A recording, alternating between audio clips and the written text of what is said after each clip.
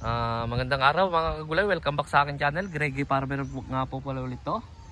Bale, gagawa po tayo ng video mga kagulay, yung mga binili natin na gagamitin dito sa farm. Katulad ng para mapabilis mag-spray, mapabilis magbutas ng gumawa ng balag na ampalaya. Ipapakita ko sa inyo lahat mga kagulay, saka yung gagamitin natin dito sa mga pag-aabono. Ngayon mga kagulay, itong content na to tungkol doon mga kagulay. Pero silipin muna natin itong tanim natin mga kagulay to. Yan. 5 araw na siya mga kagulay. Kasi hindi hindi sabay-sabay na itanim mga kagulay. Ito 5 araw nandun sa bandang doon mga kagulay ay 1 linggo na mga kagulay. Dapat nga doon ngayon ang abono nun ng calcium nitrate. Kasi 3, 4, ganun yung ginagawa ko mga kagulay. Pagkatapos ng tanim, bilang ng 3 araw calcium nitrate, tapos bilang ulit ng 4 na araw calcium nitrate mga kagulay. Hindi nga ito nagsabay na tinanim, kaya bis na abonuhan ulit doon, pinagpabukas ko na siya mga kagulay para sabay-sabay na lahat to na maabonuhan mga kagulay. So balik tayo doon sa mga mga binili natin na mga gagamitin dito mga kagulay. Papakita ko sa inyo. Ito siya mga kagulay. Siya. Katulad nitong power spray mga kagulay, bumili na tayo ng power spray. Ito para mabilis lang makakapag-spray mga kagulay. Ayan. Siyempre, kapag maliliit pa mga kagulay, hindi naman natin pwedeng gamitin to. Ito muna ang gagamitin mga kagulay, yung di battery na knapsack. Para hindi ganong malakas yung buga niya mga kagulay, yan yung binili natin. Tapos ito mga kagulay, bumili tayo niyan. Siyempre, kailangan natin ng hose. Yung pressure hose mga gulay, ito nakabili na tayo. Yan, kinumpleto ko na lahat mga kagulay para wala nang yan. Yan mapapansin nyo mga kagulay. 150 meters to mga kagulay. Yan. Para hindi lipat ng lipat yung power spray mga kagulay, para isang lugar lang yung power spray. Tapos na lang ako ng mahabang pressure hose mga kagulay. Yan siya. Yan. Sa presyo mga kagulay, kung magtatanong kayo, na lang sa online mga kagulay. Kasi mas mura sa online mga kagulay kaysa sa mga store na Kaya sa online ko halos lahat naman binili ito mga kagulay. Yan siya. Tapos dun sa pagbubutas, sa pagbabalag mga kagulay, ay bumili tayo ng auger mga kagulay. Ito siya. Ito. Yan siya yung pambutas para mabilis maglagay ng kawayan mga kagulay. Yan, bumili na tayo ng ganyan. Yung blade niya nandun sa loob. Papakita ko rin sa inyo. Nandun sa loob yung mga blade niyan. Nandun sa pinakanong. Ito rin, papakita ko na rin sa inyo mga gulay yung ginagamit ko. Ito nga. Makikita nyo dyan halos bioagronica lahat to mga gulay. Meron lang akong ginamit na brudan. Parang kasi sa mga ang pangalan nito, in-spray ko siya nung mga pangalawang araw mga kagulay. Ito po muna yung in-spray ko, tapos makikita nyo dyan Panay Agronica product na mga kagulay. Ayan, Formula 1, Optimax, Bitonic, Agronica Plus, Magica. Ayan mga kagulay, Exatonic. Tapos meron binigay yung ng mga organic din mga kagulay. Ayan, mga organic din yung mga binigay mga kagulay. Yan yung mga nahalo. Tapos sa mga abono naman mga kagulay, itong gagamitin natin, andito rin. Ayan, panayara siya, pero may makikita kayong abono ng bioagronica, itong omega mga kagulay. Kulang pa nga ito mga kagulay. Kumbaga, ito kasi ihalo ko to kapag yung na siya, kumbaga add-on lang siya mga kagulay kapag namumulaklak na siya o kaya namumunga na siya mga kagulay. Kaya dalawa lang yung nakikita niya. Dapat yan mga nasa 10 ganito. Kasi ang gagawin ko dyan mga kagulay, halimbawa namumunga na dito, ay 4 na kilo na unique, ay kapag may bunga na, 4 na kilo na Nitrabor, 4 na kilo na winner, tapos 2 kilo na ito sa isang drum. Ganun ang ginagawa ko pag namumunga na mga kagulay. gagawin pa lang mga kagulay kasi ngayon ko pa lang gagawin to kasi nung mga nasa Mindanao ako mga kagulay ay pure na ganito ang gamit ko. Tapos nung nano ko rin, wala rin na stock ko minsan kaya gumagamit ako ng ganito. Pero yung mga unang gamit ko talaga ganito, yara lang mga kagulay. Tapos ngayon maggagawa tayo ng hindi naman invento, kumbaga ano lang tayo, mag-a-add-on na lang tayo mga kagulay. Hanggang sa stage kasi ng ano yan, ng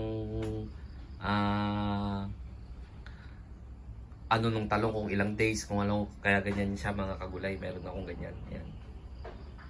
Sa ngayon pa lang, ginagamit ko pa lang yung tropicot pa lang mga kagulay. Hanggang 1 week yan mga kagulay.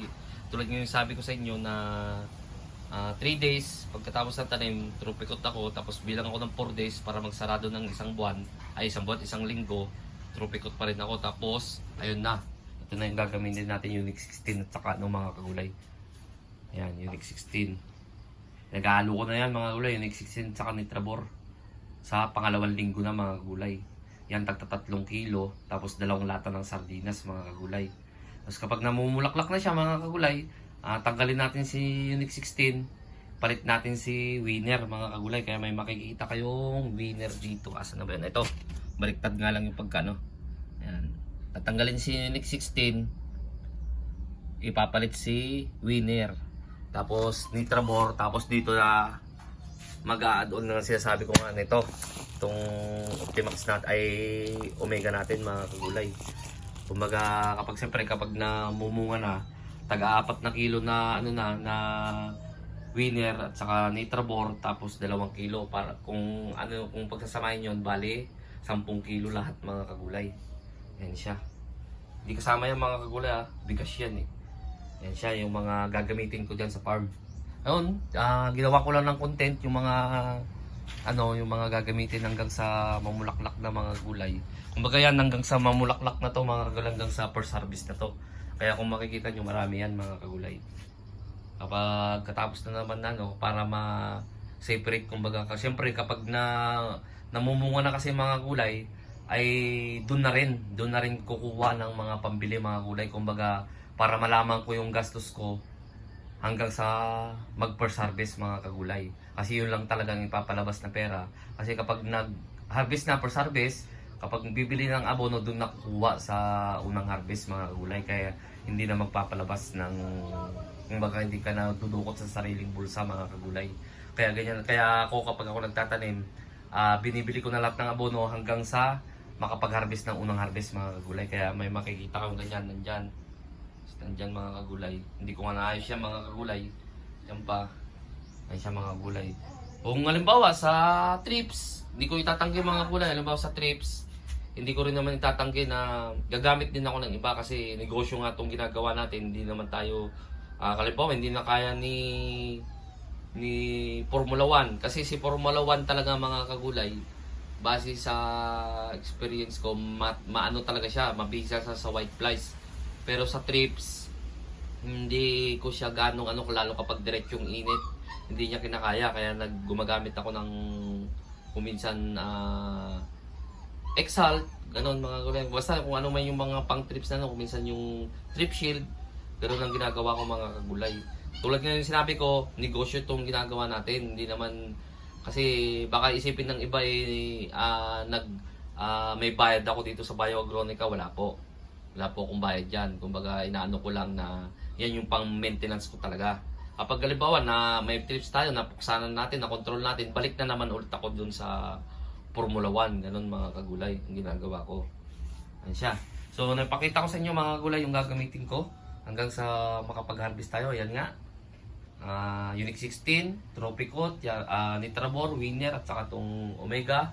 Tatagdagan pa natin yung Omega mga kagulay kasi ihalo nga natin yan tulad ng sabi ko kanina kapag namumulaklak na o kaya kapag naka-first harvest na tayo mga kagulay. Yan, ihalo natin yan. 2 kilo ng 2 kilo rin yan dito sa 1 gram.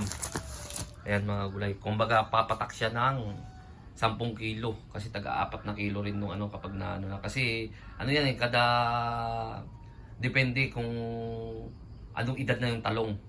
Ganun yan mga kagulay. Ayan yung mga ginagamit ko mga kagulay. Ayan. Ayan ang mga ginagamit ko dito sa farm.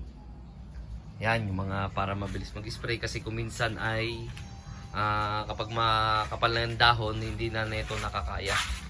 Mahina yung buga na nito. Mas maganda yung power spray, lalo kapag yung matimpla mo na siya na parang usok na lang yung ano, parang ambo o kaya parang ambon na lang yung umaano, mas makaka-penetrate siya dun sa loob ng ano, dahon ng talong. Kaya nakahanda na lahat mga kagulay yan. Yan siya. So ayun mga kagulay, in-update ko lang kayo dito, kumbaga gawa ko lang ng video to, yung mga gagamitin ko hanggang sa matapos ng hanggang sa katulad ng abono hanggang sa bago mag-harvest. Ito naman yung para bumilis ng trabaho natin, para hindi natin kailangan ng maraming ganito kasi nakakapagod ng ganito kapag pare ganyan na tapos mag-isa lang. Kasi ako mga kagulay, yun nga, may mga buwanan ako mga gulay, pero sa spray talaga ako talaga yung nag-i-spray kasi nandun talaga yung buhay ng ating mga pananim kung paano tayo mag-spray. Kasi sa abono mga gulay, pwede natin turuan lang yung mga tao natin tapos sila na mag-aabono, pero sa spray talaga kahit na may mga buwanan nga tayo, ako talaga yung nag-i-spray mga gulay. Kumbaga para sa akin dun yung buhay talaga ng pananim natin. Ayan, saka itong uger na to pambubutas natin sa balag mga kulay. So sa bago pa lang sa munting channel ko, huwag niyo kalimutang mag-subscribe at i-click nyo na rin po yung notification bell para updated kayo lagi sa gagawin kong video tungkol dito sa pagtatanim ko ng gulay. Maraming salamat po sa legit na sumusuporta sa akin. God bless po sa ating lahat.